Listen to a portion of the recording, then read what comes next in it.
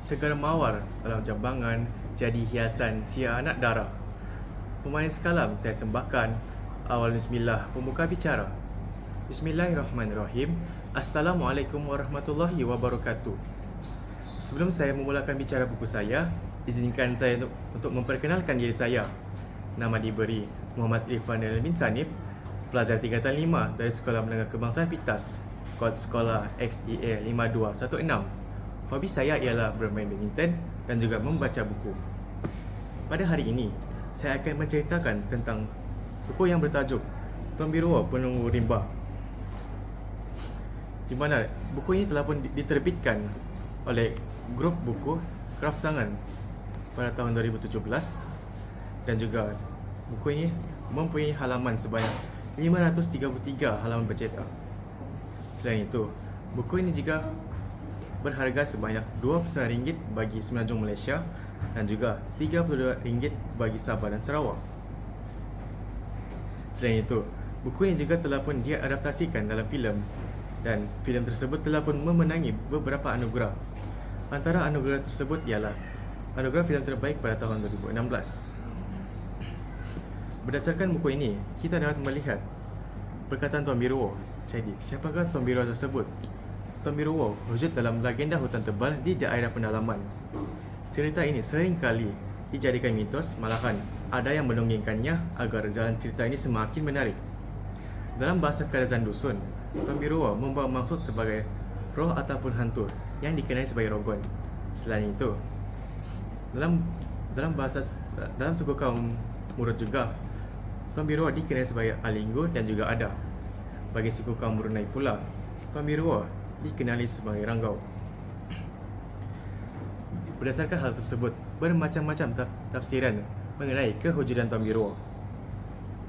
Bagi mereka yang pernah menemui Tombirua di hutan, mereka akan hilang semangat kerana mempunyai iman yang cetek di dada. Bagi mereka yang tabah pula, pertemuan di antara Tombirua itu merupakan sesuatu pengalaman yang tidak dapat dilupakan.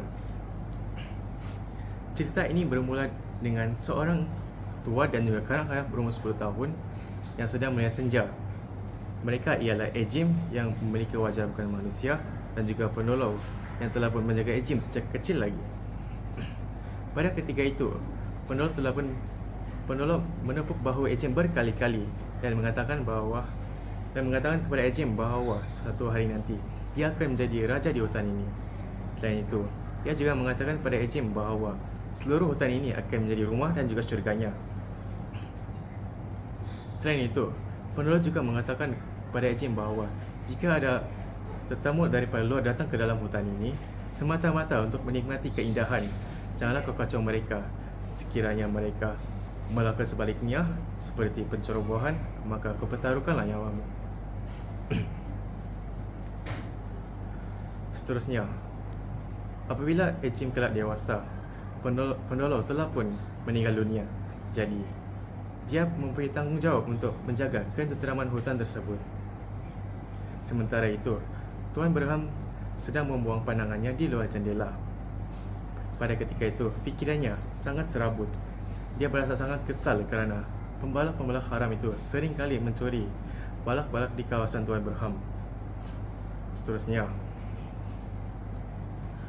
Tuan Berham juga berasa sangat bingung kerana kerana kawasan balaknya sering kali diganggu oleh sesuatu yang belum pernah dinampak, iaitu lembaga yang seperti manusia, di mana lembaga tersebut ialah Tombirua. Ada antara pekerja mereka menemui Tombirua tersebut dan hilang semangatnya kerana mempunyai iman yang cetek di dalam dada. Seterusnya, Tuan Berham tiba-tiba terhenti daripada memikirkan masalah-masalahnya apabila seorang kanak-kanak kecil, iaitu Amirul, yang merupakan cucu kepada Tuan Berham juga, mengajaknya untuk sarapan pagi pada ketika itu. Ketika sedang mereka menikmati sarapan pagi, suasana ketika itu sangatlah menyeronokkan kerana pada ketika itu Amirul menunjukkan kepintarannya dan juga kefasihannya dalam bertutur. Namun, tiba-tiba sebuah Land Rover berhenti di luar pagar mereka, di mana sehingga menyebabkan mereka terhenti perbualan mereka. Seterusnya, horn pun dibunyikan bertalu-talu kepada mereka, dan yang datang tersebut ialah Dilip yang merupakan pemandu syarikat bagi Tuan Berham. Dilip datang kepada Tuan Berham bagi melaporkan bahawa terjadi sekali lagi pemberontakan di dalam hutan tersebut. Terdapat kawasan balak mereka dicuri oleh pembalak-balak haram tersebut. Seterusnya, Dilip, Tuan Berham dan juga Salina segera menuju ke tempat kejadian tersebut. Namun, ketika mereka menuju ke tempat kawasan tersebut, mereka ditimpa dengan kemalangan. Seterusnya, keluarga Tuan Berham berasa sangat kecewa kerana telah pun kehilangan ahli keluarga yang mereka sayang. Seterusnya, pada ketika itu, Amiruddin yang merupakan menantu daripada Tuan Berham beranggapan bahawa kemalangan tersebut telah pun dirancang dan terdapat pengkhianat di antara rakan sekerja mereka.